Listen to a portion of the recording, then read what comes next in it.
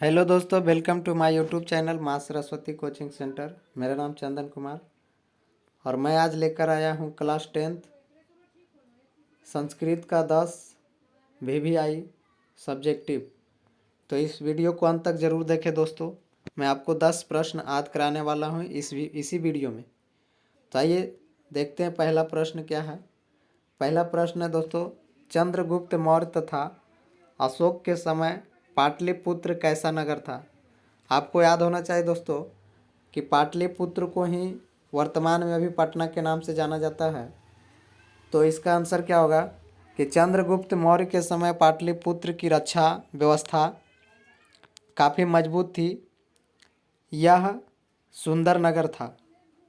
और उसके बाद एक शासक और आए थे दोस्तों, अशोक के शासनकाल में इस नगर का वैभव और अधिक समृद्ध हुआ, मतलब और अधिक अच्छा हो गया। तो दोस्तों आपको याद रखना है कि चंद्रगुप्त मौर्य के शासनकाल में पाटलिपुत्र एक अच्छा नगर था। जब अशोक आया तो ये और अच्छे हो गए। दूसरा प्रश्न है दोस्तों, कवि दामोदर गुप्त के अनुसार पाटलिपुत्र कैसा नगर है। उत्तर है दोस्तों, कवि दामोदर गुप्त के अनुसार पाटलिपुत्र यानी पटना महानगर पृथ्वी पर बसे नगरों में से सर्वश्रेष्ठ है, मतलब सबसे अच्छे हैं। यहाँ सरस्वती के वंशज यानी विद्वान लोग बसते हैं। और कवि ने इसे महान नगर की तुलना इंद्र की भरी पूरी नगरी से की है। मतलब पटना में सरस्वती वंशज रहते हैं और कवि जो है इसकी जो तुलना की है वो इंद्र लोक के भरी पूरी नगर से किया था दोस्तों। तीसरा नंबर प्रश्न है, आत्मा का स्वरूप क्या है, पठित पाठ के आधार पर स्पष्ट करें। उत्तर है दोस्तों, कठोपनिषद में आत्मा के स्वरूप का बड़ा ही अपूर्व विश्लेषण किया गया है। क्योंकि आत्मा मनुष्य के हृदय रूपी गुफा में अवस्थित होते हैं। यह अणु से भी क्या होते हैं, सूक्ष्म होते हैं। यह महान से भी महान होते हैं। इसका रहस्य समझने वाला सत्य का अन्वेषण करता है और वह शोक रहित होता है। मतलब आत्मा क्या है दोस्तों, तो आत्मा एक ऐसे अति सूक्ष्म कण है जो मनुष्य के हृदय रूपी गुफा में क्या होते हैं, अवस्थित होते हैं। और आत्मा का इसमें विश्लेषण बहुत अच्छे तरीके से किया गया है दोस्तों। तीसरा प्रश्न आपको याद हो गया होगा। चलते हैं चौथा प्रश्न पर। चौथा नंबर प्रश्न है, आलसी पुरुषों को आग से किसने निकाला। तो इसका उत्तर होगा दोस्तों, जब 4 आलसी पुरुष आग लगने पर भी घर से नहीं भागे तब एक योगी पुरुष ने आकर उनके केसों को पकड़कर उन्हें ढकेलते हुए बाहर किया।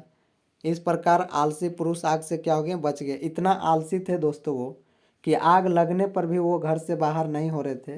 तब एक साधु बाबा आए और उनको बाल पकड़ा और बाल पकड़ करके घर से ढकेलते हुए आग से क्या किया, उनको बचाया। तो चौथा प्रश्न आपको याद हो गया होगा। पांचवा प्रश्न देखते हैं। 5 नंबर प्रश्न है, चारों आलसी पुरुष आग से किस प्रकार बचना चाहते थे। उत्तर है दोस्तों, चारों आलसी पुरुष आग लगने पर भी घर से बाहर नहीं भागे। शोरगुल सुनकर वे जान गए थे कि घर में आग लगी हुई है। वे चाहते थे कि कोई धार्मिक एवं दयालु व्यक्ति आकर आग पर जल, वस्त्र या कंबल डाल दे, जिससे आग बुझ जाए और वे लोग बच जाए। वे इतने आलसी थे कि आग लगने पर वे लोग जानते थे कि मेरे घर में आग लग चुका है, लेकिन वो चारों बाहर नहीं हो रहे थे। वो सोच रहा था कि कोई व्यक्ति आएगा और आग को बुझाएगा और हमें क्या होंगे, बचा लेंगे। इतने आलसी थे दोस्तों। तो आपको 5वां प्रश्न का आंसर याद हो गया होगा। आइए देखते हैं छठा प्रश्न। छठा प्रश्न है, स्वामी दयानंद मूर्ति पूजा के विरोधी कैसे बने। तो इसका उत्तर है दोस्तों, स्वामी दयानंद के माता पिता भगवान शिव के उपासक थे, मतलब बहुत बड़ा भक्त थे। महाशिवरात्रि के दिन शिव पार्वती की पूजा इनके परिवार में विशेष रूप से मनाई जाती थी। एक बार महाशिवरात्रि के दिन उन्होंने देखा कि एक चूहा भगवान शंकर की मूर्ति के ऊपर चढ़कर उन पर चढ़ाए हुए प्रसाद को क्या कर रहा था, खा रहा था। इससे उन्हें विश्वास हो गया कि मूर्ति में भगवान नहीं होते हैं, इस प्रकार वे मूर्ति पूजा के क्या हो गया, विरोध हो गया। स्वामी दयानंद के जो माता पिता थे वो शिव के बहुत बड़े भक्त थे और स्वामी दयानंद छोटे थे, लेकिन इन्होंने क्या देखा कि छोटा चूहा जो है शिव के मूर्ति पर चढ़कर उन पर जो भी प्रसाद चढ़ाए गए थे उस प्रसाद को खा रहे थे। तो स्वामी दयानंद को ऐसा लगा कि मूर्ति में शायद भगवान नहीं होते हैं और तभी से स्वामी दयानंद भगवान के क्या हो गए, विरोधी हो गए। तो छठा प्रश्न आपको काफ़ी आसानी से याद हो गया होगा और आप समझ भी गए होंगे। आइए 7वां प्रश्न देखते हैं। 7 नंबर प्रश्न है, आर्य समाज की स्थापना किसने की और कब की? आर्य समाज के बारे में लिखे। उत्तर है दोस्तों, आर्य समाज की स्थापना स्वामी दयानंद सरस्वती ने किया और कब किया? तो 1885 में मुंबई नगर में। आर्य समाज की स्थापना कब हुआ? 1885 में। और कहाँ हुआ? तो मुंबई नगर में। आर्य समाज वैदिक धर्म और सत्य के प्रचार पर बल देता है। यह संस्था मूर्ति पूजा का विरोध करती है। आर्य समाज में नवीन शिक्षा पद्धति को अपनाया और डीएवी नामक विद्यालयों की समूह की स्थापना की। आज इस संस्था की शाखाएं प्रशाखाएं देश विदेश में प्रायः हर एक प्रमुख नगर में अवस्थित है। तो आपको दोस्तों इतना याद नहीं करना, आपको याद करना आर्य समाज की स्थापना स्वामी दयानंद सरस्वती ने 1850 में मुंबई नगर में किया। आर्य समाज जो वैदिक धर्म और सत्य के प्रचार प्रसार पर बल देता है। यह संस्था मूर्ति पूजा का क्या करता है, विरोध करता है। इतना ही आपको लिख करके छोड़ देना। तो आपको 7 नंबर प्रश्न याद हो गया होगा। 8वां नंबर प्रश्न देखते हैं। 8 नंबर प्रश्न है, वृद्ध बाघ ने पथिकों को फंसाने के लिए किस तरह का भेष रचाया? पथिक मतलब दोस्तों जो लोग रास्ते में चल रहे हैं उसे पथिक कहते हैं। वृद्ध बाघ मतलब हो गया बूढ़ा बाघ। तो बूढ़ा बाघ पथिक को फंसाने के लिए किस तरह का भेष रचाया? उत्तर है, वृद्ध बाघ ने पथिक को फंसाने के लिए एक धार्मिक का भेष रचाया और उसने स्नान कर और हाथों में कुश लेकर तालाब के किनारे पथिकों से बात कर उन्हें दान स्वरूप सोने का कंगन पाने का लालच दिया। दोस्तों बाघ जो थे वो अपने पथिक को फंसाने के लिए एक धार्मिक का रूप बना लिया और स्नान कर करके तालाब के किनारे बैठ गया और पथिक को रोक करके उसे सोने का कंगन देंगे यह लालच देकर उसे क्या करा, अपने बातों में फंसा लिया। तो 8 नंबर प्रश्न आपको याद हो गया होगा दोस्तों। 9वां नंबर प्रश्न देखते हैं और 9 नंबर प्रश्न है, पथिक वृद्ध बाघ की बातों में क्यों आ गया?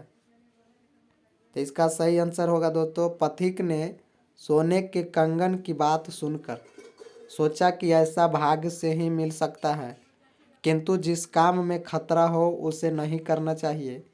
फिर लोभवश उसने सोचा कि धन कमाने में कार्य में खतरा तो होता ही है। इस तरह वह लोभ से वशीभूत होकर बाघ की बातों में आ गया।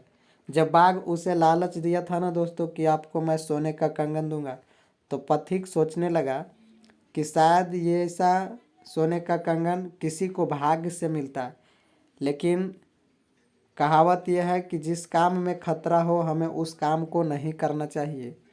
लेकिन पथिक सोचा कि अगर धन कमाना है तो हमें खतरा तो लेना ही पड़ेगा और इसी बात को सोचकर उसने बाघों की बातों में क्या हो गए, आ गए। तो 9 नंबर प्रश्न आपको समझ में आ गया दोस्तों। आइए देखते हैं 10वां नंबर प्रश्न। 10वां नंबर और अंतिम प्रश्न है दोस्तों, विश्व में शांति कैसे स्थापित हो सकती है? तो उत्तर है, विश्व में शांति का आधार एकमात्र परोपकार है। परोपकार की भावना मानवीय गुण है। परोपकार कहे का मतलब कि सामाजिक गुण दोस्तों। संकट काल में सहयोग की भावना रखना ही लक्ष्य हो तभी हम निर्वैर सहिष्णुता और परोपकार से शांति स्थापित कर सकते हैं। दोस्तों मैं समझाता हूँ कि विश्व में शांति तभी स्थापित होगा जब हम सभी लोगों में एक मानवीय गुण का क्या होगा, विकास होगा। जब सभी लोगों में मानवीय गुण का विकास होगा तो हम सभी को बीच आपस में भाईचारा बन जाएंगे और भाईचारा से क्या होगा कि पूरे विश्व में शांति का क्या हो जाएंगे, स्थापना हो जाएंगे। तो दोस्तों संस्कृत का 10 VVI सब्जेक्टिव हमने आपको याद कराया। तो मुझे आशा है कि ये वीडियो आपको काफ़ी अच्छा लगा होगा। अगर ये वीडियो आपको अच्छा लगा है तो मेरे चैनल को सब्सक्राइब करें, लाइक करें एवं कमेंट करें और दोस्तों तक ज़रूर भेजें। जो भी दोस्त 2023 में परीक्षा देने वाले हैं उसे तो आप ज़रूर भेजें दोस्तों, क्योंकि मेरे चैनल पर क्लास 1 से क्लास 10 तक की संपूर्ण तैयारी कराई जाती है। अभी मैं 2023 में देने वाले विद्यार्थियों के एग्ज़ाम के लिए VVI सब्जेक्टिव, ऑब्जेक्टिव एवं मॉडल पेपर करा रहा हूं दोस्तों। तो आप मेरे चैनल को सब्सक्राइब करें। धन्यवाद।